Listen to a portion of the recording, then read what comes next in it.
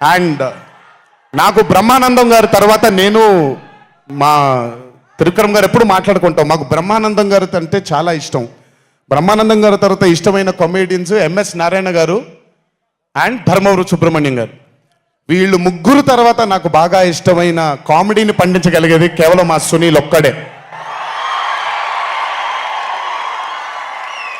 ఎందుకనంటే భాష మీద తనకుండే ఆ పట్టు, రెండవది తనకుండే కింద స్థాయి నుంచి నలుక్కుంటూ పైకి వచ్చాడు కాబట్టి తనకుండేటువంటి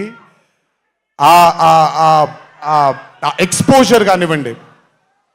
చాలా కాలం తర్వాత ఫస్ట్ టైం సునీల్ని మళ్ళీ I'm telling you Sunil your back. Sunil లేకపోతే మ్యాట్ 2 లేదు. నవ్వి సునీల్ని చూసి నాకు బేసిక్గా సునీల్ని చూడగానే నవ్వు వచ్చేస్తుంది.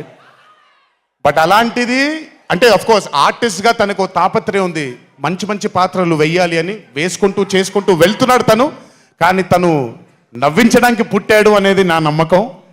మళ్ళీ ఈరోజు చాలా కాలం తర్వాత అందరినీ నవ్వించాడు. God bless you Sunil. నవ్వించడం మాత్రం ఎప్పుడు వదలొద్దు.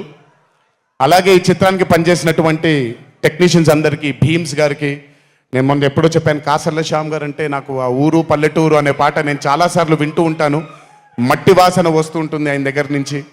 కాసర్ల శ్యామ్ గారికి, మిగతా లిరిసిస్టులు అందరికీ, అలాగే ఈ సినిమాకి పనిచేసిన మిగతా యాక్టర్స్ అందరికీ పేర్లు మర్చిపోయి ఉంటే నన్ను క్షమించండి.